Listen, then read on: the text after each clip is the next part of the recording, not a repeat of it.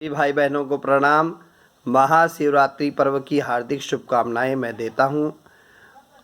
और महाशिवरात्रि पर्व का अर्थ है महाशिव से मिल जाना। शिव का अर्थ है कल्याणकारी, और भगवान शिव को कहा जाता है कि वह कल्याणकारी हैं। लेकिन साथ ही साथ ब्रह्मा जी निर्माण कार्य करते हैं, विष्णु जी पालन करते हैं, तो भगवान शिव क्या करते हैं? संहार करते हैं। और संहार के द्वारा फिर से सृष्टि के चक्र में जो संशोधन करना होता है वह कार्य भगवान शिव करते हैं। शिव से उमा पूछती हैं कि आपका अनुभव क्या है जीवन का? तो वो कहते हैं, सुन उमा तो ही कहूँ अनुभव अपना, सत्य हरि भजन जगत सब सपना। उन्होंने कहा कि उमा, यह जगत जो है स्वप्न के समान है, हरि भजन ही सत्य है। इसलिए मनुष्य को आत्म कल्याण करते के लिए हरि की शरण में जाना चाहिए, हरि भजन करना चाहिए। ईश्वर की शरण में जाने से, हरि के भजन से व्यक्ति के जीवन में सुंदरता आती है। सच्चे सद्गुरु की शरण में जाकर के दीक्षा लेकर के मंत्र का जप करना चाहिए। आत्म कल्याण करते हुए लोक कल्याण के कार्य में संलग्न रहना चाहिए। यह भगवान शिव प्रेरणा देते हैं। शिव यह भी प्रेरणा देते हैं कि भिन्न भिन्न प्रकार के संस्कारों के व्यक्तियों के साथ रह करके भी कैसे आनंद पूर्वक रहा जा सकता है। क्योंकि शिव का वाहन जो है वह नंदी है, नंदी के साथ सर्प हैं, फिर त्रिशूल है। माँ पार्वती जी का वाहन कुछ और है, कार्तिकेय का कुछ और है, गणेश जी का वाहन कुछ और है। लेकिन सबके साथ, सभी वाहनों के साथ भगवान शिव का तालमेल है। भगवान शिव के भी सभी लोगों का तालमेल है, क्योंकि भूत पिशाच सब कुछ को लेकर के शमशान में वैराग्य के साथ भगवान रहते हैं। भगवान शिव यह भी प्रेरणा देते हैं कि शमशान का अर्थ यह है कि यह जीवन एक दिन मुट्ठी की ढेरी हो जाना है। शिव तत्व का बोध यही सिखाता है। शिव तत्व के बोध को जानने के लिए, समाधि की स्थिति तक पहुँचने के लिए शिव की साधना करने से व्यक्ति को यह अनुभव होता है कि यह हमारा जीवन भी भस्म लगाते हैं भगवान शिव। भगवान शिव को महाकाल भी कहा जाता है। महाकाल, जिनका काल पर नियंत्रण हो और काम वासना के विजयी माने जाते हैं।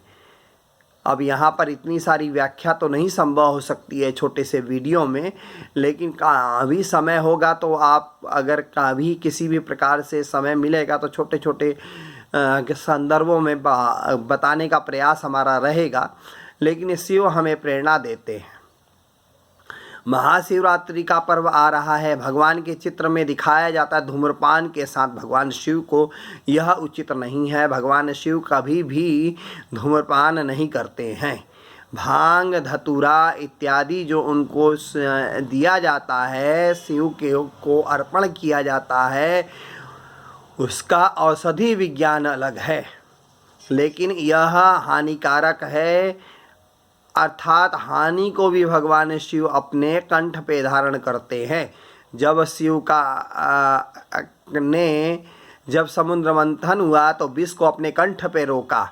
अर्थात सभी प्रकार के दुख दारिद्र को लेने की क्षमता भगवान शिव के अंदर है, लेकिन कंठ पे ही रोक दिया, उससे अंदर प्रवेश नहीं करने दिया। लेकिन मित्रों, शिवरात्रि के दिन भांग, धतूरा और ये धूम्रपान करना, नाना प्रकार की औषधियों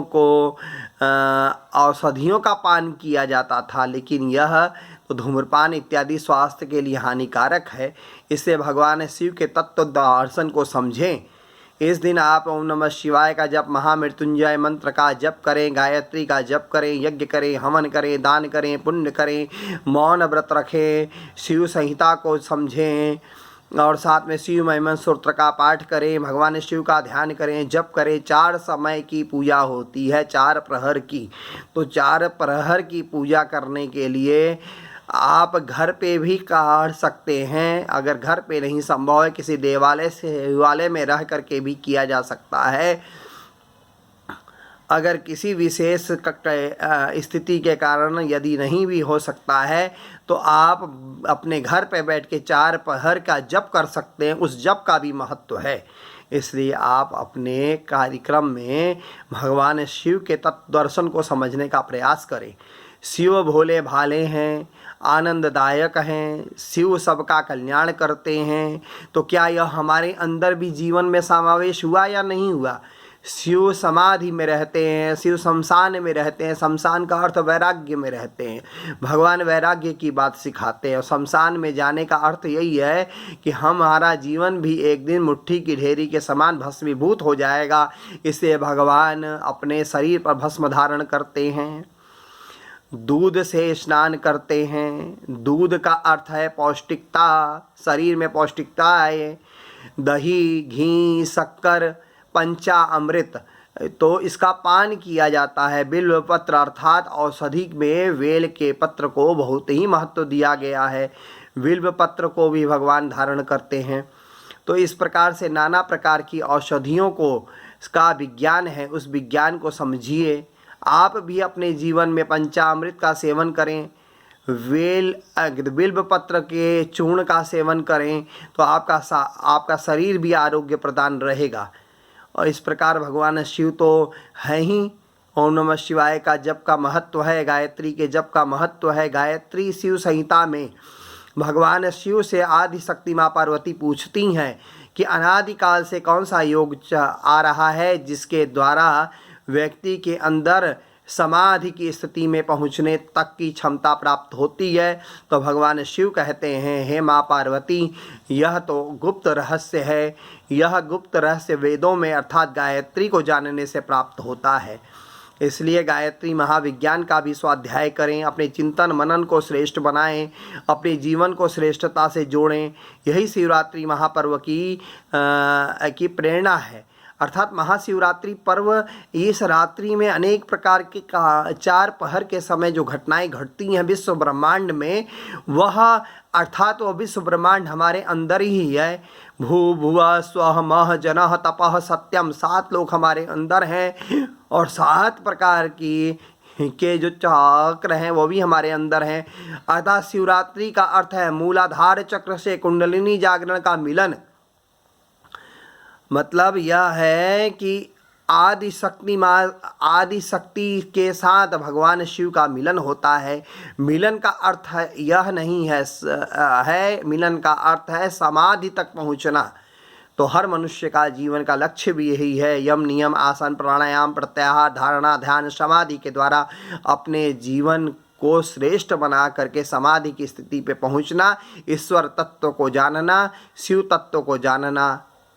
साधन धाम मोक्ष कर द्वारा पाहि न जेहि परलोक सवारा। यह तो तन मिला है, मनुष्य जीवन जो मिला है सार्थक बनाने के लिए मिला है। तो हम सब इसको कैसे सार्थक बनाएं? इन सब के पीछे, व्रत त्यौहार के पीछे कोई ना कोई प्रेरणा छिपी होती है। उस प्रेरणा को जानने की आवश्यकता है। शिव के तत्व को जानने की आवश्यकता है। शिव के साथ आदि शक्ति माँ गायत्री को जानने की जरूरत है। आदि शक्ति माँ पार्वती जो है, सर्वमंगल मांगल्ये शिवे सर्वार्थ साधिके शरणे त्र्यंबके गौरी नारायणी नमोस्तुते। बिना शक्ति के शिव का अस्तित्व है ही नहीं। इसे सब कुछ जानने का विषय है। इसे महाशिवरात्रि पर्व को आप अपने जप तप ध्यान व्रत उपवास मौन आदि के द्वारा सार्थक बनाएं, यही मैं आपसे प्रार्थना करूंगा। और धूम्रपान नशीली चीज़ें अपने जीवन में न धारण करें और दूसरों को भी प्रेरणा दे, दूसरों को भी बताएं, यही मेरी शुभकामना के साथ अपनी वाणी को विराम देता हूँ। ओम शांति शांति शांति।